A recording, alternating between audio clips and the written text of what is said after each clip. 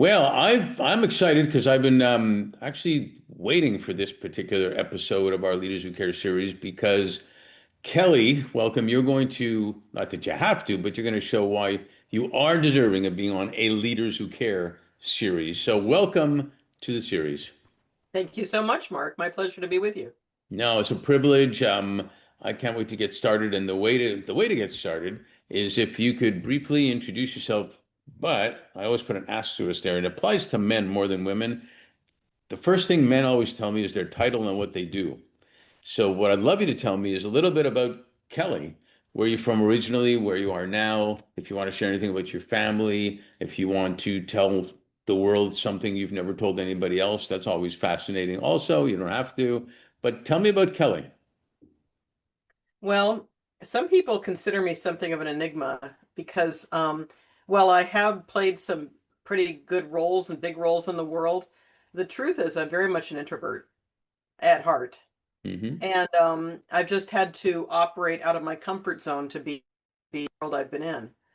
But I started my journey in Los Angeles, born in Santa Monica, raised in Silicon Valley, what became Silicon Valley, which is in the San Francisco Bay Area, um, by a single mother who was a college professor Wow. and got a teaching job up here, which is what brought us here from Los Angeles, to the town of Cupertino, Hmm. which at the time, all of Silicon Valley was fruit orchards, and it wasn't that long ago, honestly. Hmm. And each town had a special orchard type. So Sunnyvale was cherries, Campbell was plums, Cupertino and Saratoga were apricots. That's me. And why that's important is because it's part of my journey. I literally played in orchards when I was growing up, cut apricots for summer jobs to dry out, where I would later work in buildings at Apple on the very same soil. Wow. So my roots go very deep in this area, in this town, Literally your roots. literally. Right. And I'm still here in Cupertino. I did move away after I grew up a couple times. I moved to Kauai, I moved back to LA, but I wound up coming back to Cupertino, um, in large part because innovation lives here and the world is here in terms of Silicon Valley being the heart of epicenter of change and progress. And That's so, amazing. By the way, you know yeah, my last name, if you look more precise after gardening, it's like man who takes care of an apple orchard. is that so? Yeah. Good. Like it a lot. So we're connected. So yeah, we're kindred spirits there. So, and it's a little bit of a Forrest Gump journey, quite frankly. And you stop me at any time, Mark. I don't want to go too deep. Hmm. But I was fortunate to grow up at the time I did when music was where it was and just exploding in the 60s, 70s, 80s. I was coming up in the 70s and 80s. And music was everything culturally. So let And me let me let me yeah, of interrupt there because I'm really good at interrupting, and you gave me permission, which I appreciated. course. So when you were a kid, um, and then a teenager, what type of stuff were you interested in? Did you Huh. get into I, that? I'm right there with you. Frankly, Cool. it was music. Hmm. I grew up with surrounded by college students. Remember, my mom was a college professor, and so they were all older than me, and Hmm. exposing me to all kinds of music. And all my cousins, I was a big extended Italian family. Everybody was listening to music. So music was really central to my DNA at that time, and still Hmm. is, um, to a lesser extent now. But San Francisco was the hub of all things music when I was growing up. It was the epicenter. And I was watching and being informed and surrounded and immersed by all of this. Saw this man behind the Beatles on a TV show, and it turned out to be George Martin. And I could tell just intuitively that that man was actually the magic. He was like the Wizard of Oz behind the Beatles. He was creating things for them that otherwise wouldn't have happened. Later, I found out what he was doing, that they wouldn't have made it without him, and all of that. But all I knew was I caught a spark. Everybody else wanted to be a Beatle, they wanted to become a musician. I wanted to be that guy. I wanted to be the person behind the scenes that was going to bring innovation and technology and music all together from the age of 8, in all sincerity. So by the time I was in high school, I was taking courses at a recording engineering school as soon as I could drive Wow. nearby. I mean, I was Wow. deadly serious about it. I thought that's what I was going to be doing, was what he was doing. But later I would come to find out many years later, what he was doing that I wanted to do and actually ultimately became was he was serving as a catalyst for transformation. He was a visionary, an innovator, as was I. But I just didn't understand what he was doing, what he was really doing until much later. So That's amazing. we come back to me being a 16-year-old here in Cupertino. Guess who else was growing up in Cupertino nearby? Steve Jobs. Right. And so here I am in high school. There's this Future Business Leaders of America group that I'm a member of, and they say, go find a local businessman that you want to become your mentor. There was only one name on my list, and it was Willy Wonka himself, and he was going to all the same hippie cafes that my mother would go to, and all the college students. So I saw him all the time. And I just went up to him one day and pitched my situation from my mandate from my high school, and he sized me up. He asked me a few questions. We got along instantly. He saw who I was instantly. Most people didn't get me. I was a very complicated, multidimensional person as a youngster and still am. Yeah. He got me immediately, and he said, "Let's give it a try." And And you were that in high school at the time. 16 years old, yeah. Apple was just getting going. Next year would be our 50th anniversary of Apple starting. So this was a couple of years after that, after it started. It And was still very but early, and it's early in his career too. So, very early in his career. Yeah. He was 9 years older than me. So 25. so you didn't Um, really, you kind of knew, but didn't really know how big that guy was going to be. again, I did not know how big. I didn't know the true impact of George Martin, but I've always been a very extremely bright, innovative, visionary, Hmm. intuitive person, and I trusted my instincts on both fronts. And so I predicted the convergence of music and technology coming together. And again, as fate would have it, Forrest Gump, I was there when synthesizers took off, put myself through college working at Keyboard Magazine. Guess what? They were also headquartered in Cupertino. You can't make this stuff up, you Right. know? So that's kind of the beginning of my journey. And I noticed that, you got your bachelor's at San Jose State, but you got your MBA. That was part of like a good what's called an Apple Masters. Yeah, no, so there was a very short-lived program while I was an employee at Apple. Um, that was a master's program. It was not one of these 2 week, executive summer things. It Hmm. was a full-blown 2.5 year MBA program. Only 100 people went through it. They had to be sponsored by their managers and nominated by such. And I was one of those lucky people. So I got a full-blown MBA. They brought the teachers to us on campus, two Apple buildings. We never set foot on San Jose State. One morning, one night a week for 2.5 years, and they paid for it. So Beautiful, that's how I got my master's degree. Yeah. beautiful. Um was there anything, were you totally devoted to music and tech, or were there any other hobbies that you possibly would have gone into? Well, no, I was pretty focused. I've always been fiercely focused. If I were to show you a picture of me at 8, first of all, it would still look like me. But also, everybody says, "My God, you look so serious." I was. I was. I mean, I was really into Japanese culture, so much so that I manifested my family moving there when I was 9 for Wow. my mom's sabbatical, college teaching sabbatical. And I mean, I think it was a past life in Kyoto. I mean, I was just obsessed. So I had a Japanese doll collection and, all the stuff. But, you know, um, otherwise, I spent a lot of time being part of this extended Italian family that I was born into. Little did I realize that after I turned 20, either people died or they moved away, and that would all go away. So I'm now pretty much on my own. But I was blessed to be part of that. I had no idea how lucky I was at the time. It's interesting you mentioned past lives, and that'll be a sequel or something because it's a whole topic in itself. But I know some people, and I've even gone through, past lives Oh yeah, I've done it stuff, too. and it's kind of fascinating. And the word déjà vu, that's part of our language. It's kind of related to that, where you figure like you've already seen it, which is what it means. And I meet people in this life that I have known in past lives. Well, Yeah. Steve certainly was one of them. But Kyoto definitely lived there. No question about it. I still keep a picture of the Golden Pavilion on my desk. I mean, I there's no question.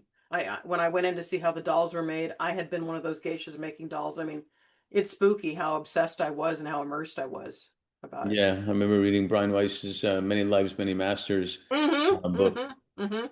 Pretty amazing Like stuff. that. Like that. Yeah. Yeah. Oh, and Pretty. I was also absolutely obsessed with spirituality and metaphysics.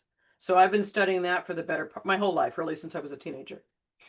That's amazing. So obviously you've got a whole lot of experiences that you've picked up. And I always like to clarify in what we do, there's a difference between years of experience and actual experiences that people have. Mm-hmm. Because you can have a lot of years, but doesn't mean Yeah. anything. Yeah. So, can you share some experiences and or inflection points that stood out for you? I mean, you went from EMI and Apple Music, two iconic companies. Well, launching the focus on music and entertainment at Apple, me being the person that birthed it. I'm very proud of that. Yeah, you should be very proud of that. Yeah. Um, and then you then after them you did other special projects and initiatives and stuff. But are there experiences, inflection points that stood out and can you share what impact they had on you and your and business and your Yeah, future? one I don't talk about very often, which is both interesting and a little bit sad. Hmm.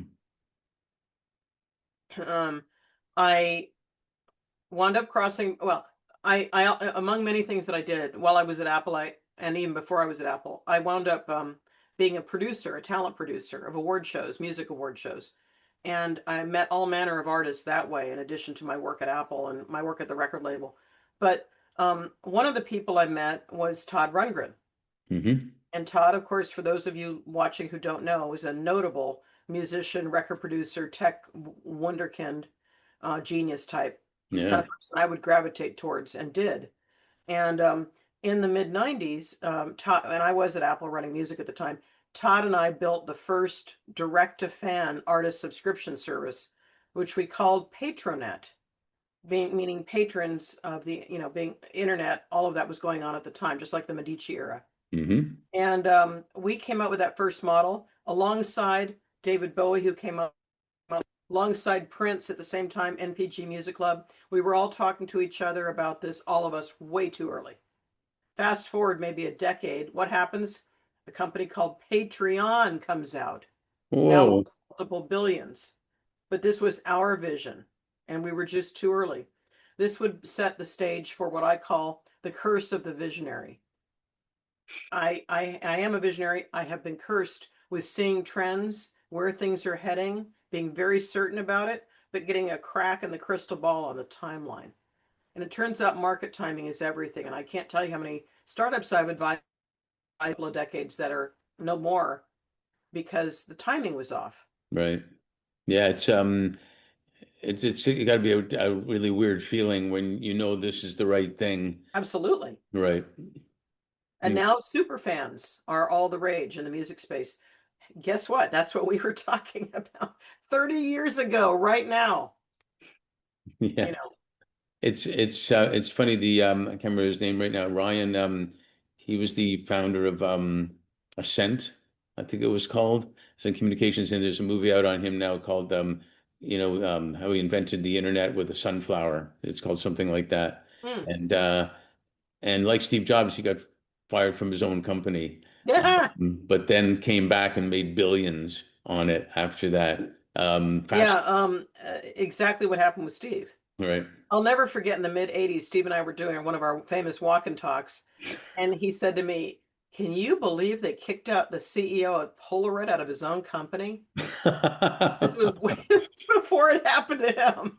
Oh Lord, don't say it out loud. Makes it more real. So anyway, I just the part I was going to bring up that well, people do know about my history with Todd, but the fact that I left Apple, my baby, my music and everything, to Todd had moved his family over to Kauai in the mid to late 90s, and I had always been passionate about Kauai, and I thought, well, this is my ticket. I'm going over. But unfortunately, and Steve and I kept our relationship, but I missed the uptick of Apple in these last 20 years, and I would have been, very well set financially had I stayed with the company. So it is a regret, a big regret in my life that I did not stay at the company. I'm still just a mile from the mothership. I can't seem to escape, but I'm not on the payroll anymore. There's a beam that I think holds Steve you. wants to keep me close to Exactly. whatever. Hey, And by the way, one quick story about the mothership, because everybody knows about the Apple spaceship campus. I'm a yeah. mile. When Steve was putting the designs together, of course, I was still his mentee, his protege, and so I saw those early sketches, and I said, Steve, guess what? There's one important thing missing. He said, what is that? I said, orchards. What was here when we were growing up on this very land? Mm. So he did plant a bunch of different fruit orchards on that Apple Park campus, That's and I'm very, appropriate. very That's proud of having been the contributor of that because it brings my journey full circle, right? Yeah, what joy is that if you can't keep the roots of where it started? Literally, yeah, Yeah, literally the yeah. roots of where it started. I didn't know that. That's beautiful. Well, most people don't know because they're not allowed to be on campus, but yeah. Yeah. Wow, that's Yeah. fantastic. Were there you mentioned Steve, you mentioned Todd. Were there other people that stood out in the Well, experiences like I you said, had with them? I have always gravitated towards genius, intellectual, brilliant types, Hmm. innovators. And two of my earliest clients as a trusted advisor were none other than Michael Jackson and Prince. Oh, So I'm very proud of having worked with those guys. Uh, a lot of the things that we talked about, I will take to my grave because even though they're gone, I still respect the relationship and the trust they placed in me. You know, sure, sure. so you're not going to see me writing any tell-alls about those guys, That's good to but know. or Um, Steve. I protect him fiercely. I still protect Steve's.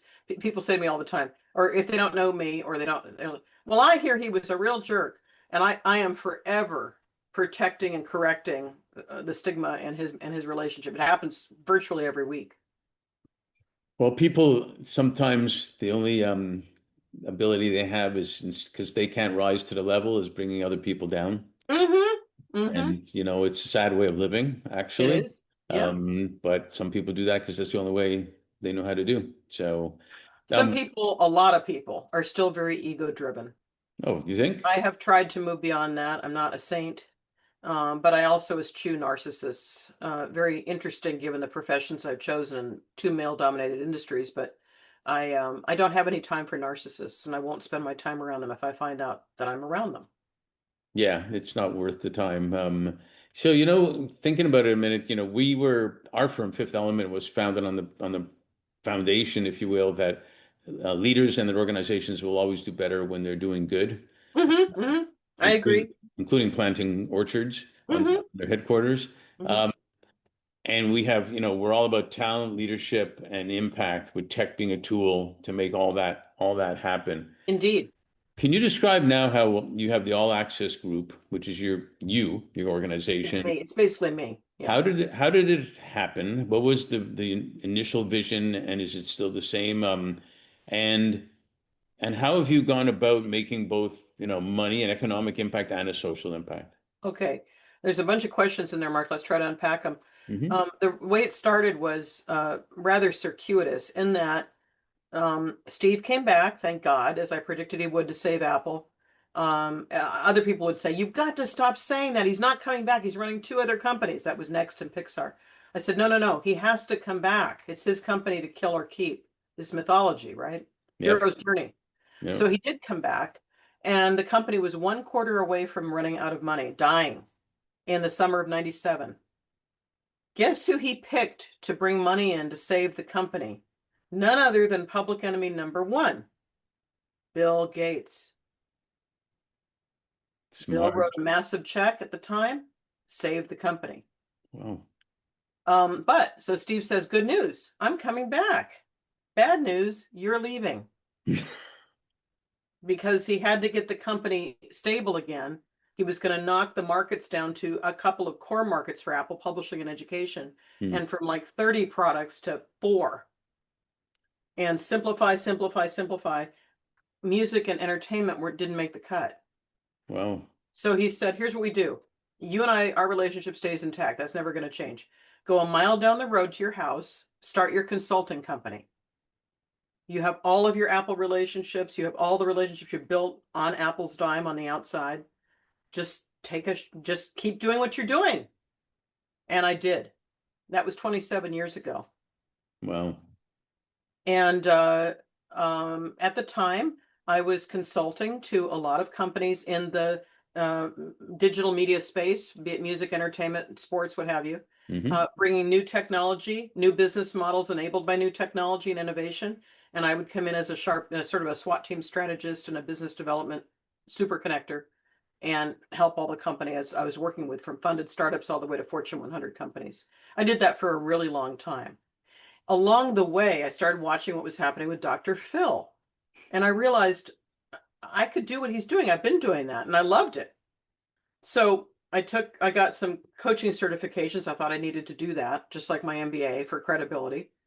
And I started to build what became my trusted advisor practice, where I'd work one-on-one with musicians, celebrities, executives in media and tech, innovators, Hmm. founders, family office members.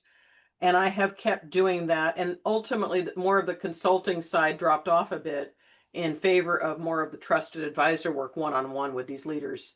Got it. And that's what I do to this day. At this point, it's virtually by referral or me reaching out to the people that inspire me to want to work with them. Did you find a commitment or an evolution towards the mindset that you can make more money, you can do better in business when you are doing good at the same time? Definitely. And it's the only way I like to work.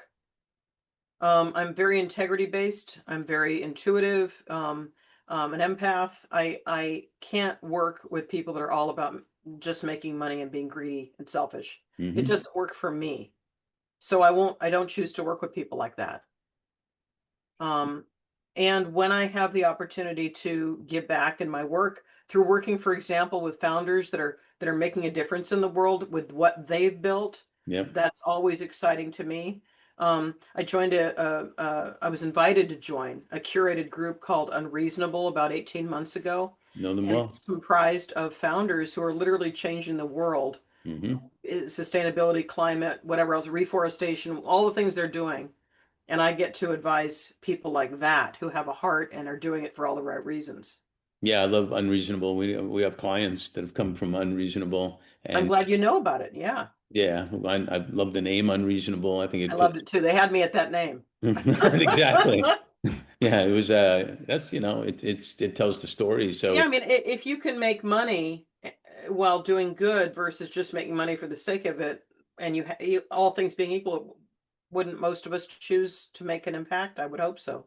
that's what I was going to say. I would hope so. And I think we found what part of the reason we coined leaders who care is we were trying to show that the leaders who really do care about what's important, their people, their families, their community, the environment, whatever.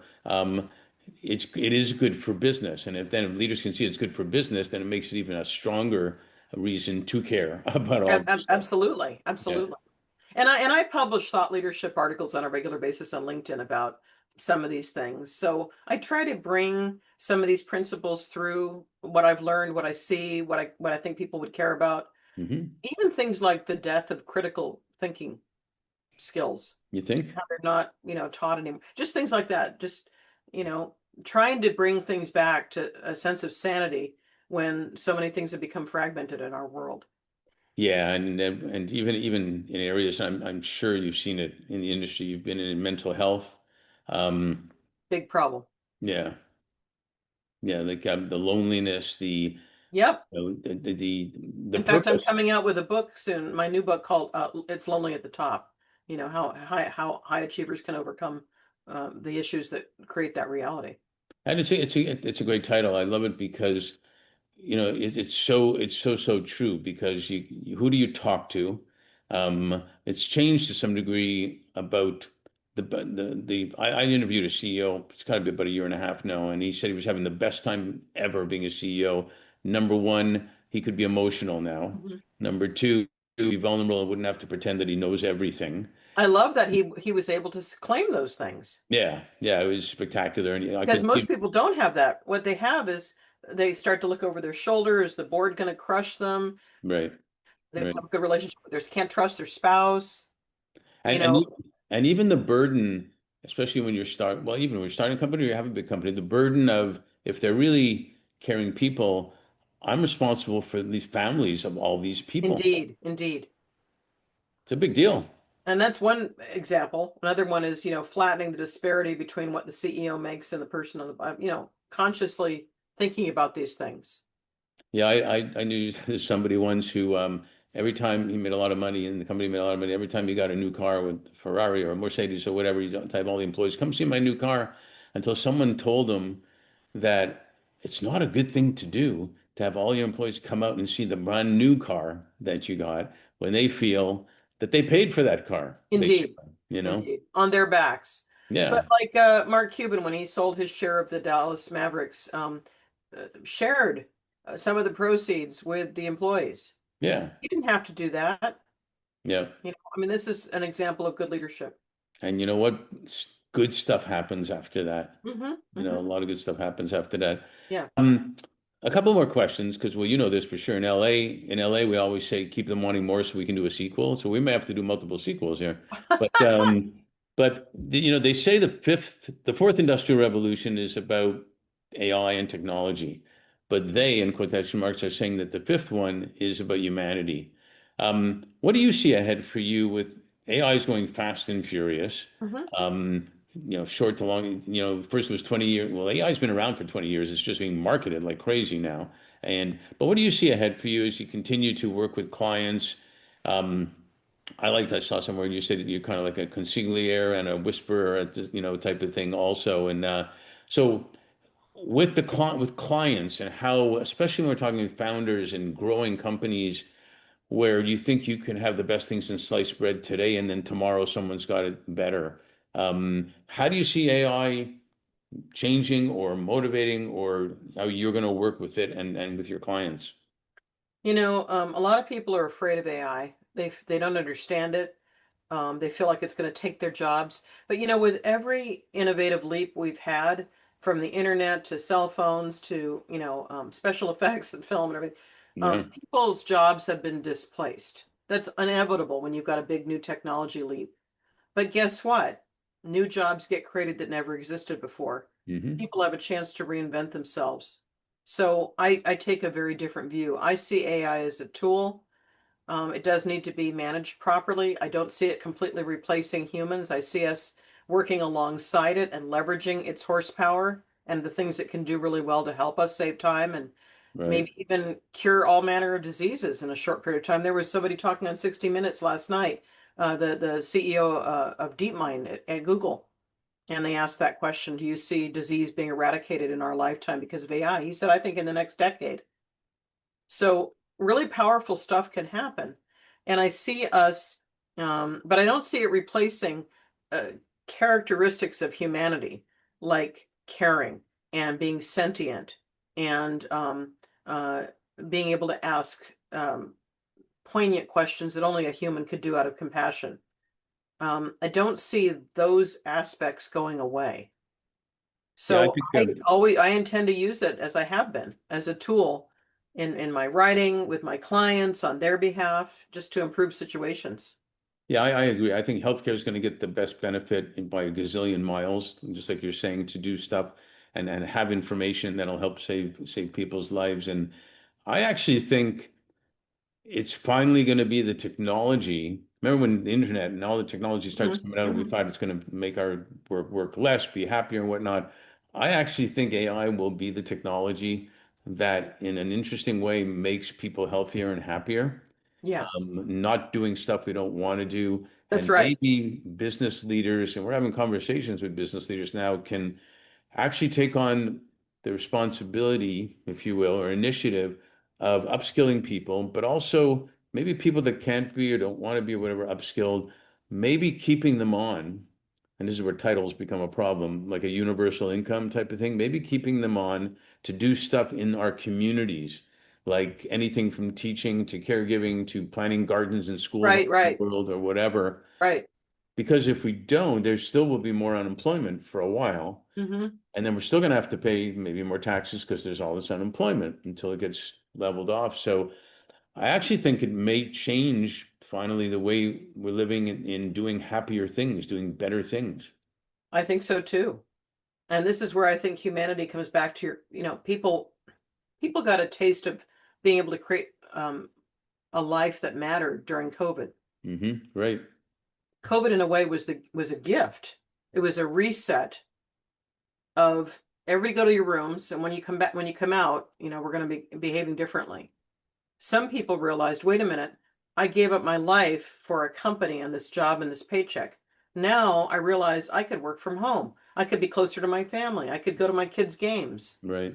And they reprioritized their life versus their work, such that when everybody wanted to mandate them going back 3, 4, 5 days a week, some people said, to heck with that. No, I'll Yeah. just do my own thing from my home and on my own terms. So that's where humanity got a little bit of a reset. Yeah, I think Mother Nature, I don't know if it was necessarily meant to be a gift. I think Mother Nature was smacking us in the head and saying, get your act together And or no question, it something. was a go to your room and go think about it, right? Exactly. Kind of how I look at it. So, last question on this part. We talked about the pandemic 2020. I had a client in 2021 that said to me, the year 2020 was the year that flew by slowly. And I thought, what a great way of describing it. And because even now, people look back and they feel like COVID that was yesterday and years ago all at the same time. Mm-hmm, You know? mm-hmm, mm-hmm. And It we're was fear that now, changed everything. yeah, totally, totally. And put remote was starting, but it put it on steroids big time. Well, I have to laugh because I've been working remotely for 27 years. So Yeah, for me me, too. I know. So it was like fine. Um, can you tell me with respect to everything that's happened and where we're going, what you're most grateful for, and also what you're most hopeful for? grateful. Grateful that because of the company, of the products, the company I was so entrenched in and makes available, we are able to work from anywhere. We are able to live anywhere, work from anywhere, Yeah. thanks to Apple's products. And I'm eternally grateful And what are you to have most been a hopeful part for? of, pardon me, Yeah. hopeful. Well, I'm hopeful that we get more stability in our world again. It feels like life's gotten very complicated, Mm. and not to sound like an old person, but we do come out of simpler times where people actually did treat each other better. There was civility, critical thinking. I'm forever optimistic that we'll be able to come back to some kind of balance of normalcy, or one of my mentors calls it, this is the new normal. But I'm hopeful that somehow humanity will prevail and we'll get more sanity again in a world gone mad. Yeah, no kidding. Well, I'm grateful for a new friend. I'm grateful for that. Thank you. And a leader who And does we are put friends by virtue of a friend that we lost, who passed absolutely. last year. So we carry his essence in our friendship. Yeah, shout out to Kelly for sure on that. Yeah. He's The other probably Kelly Calicman. Yeah. yes, oh, that's Yeah. right. Sorry. Yeah. He's probably skating By on. the way, it would have been his birthday in another week. It's my birthday this week, and we were a week Oh, apart. happy birthday. I didn't Thank know. I you. would have brought candles. That's Um, okay. Probably too dangerous. he's been probably the other Kelly's probably skating on some surface up in heaven somewhere. I'm sure he is. I'm sure Laughing. he He's is. looking down at us. Oh, you guys, what are you doing down there? Or I think he would be something. very happy about Yeah, I think so too. And I'm hopeful for the same reason that you are a leader who cares, doing good things. So thanks for being who you are, and thanks for being on the series. it. It's very much my pleasure, Mark. Anytime.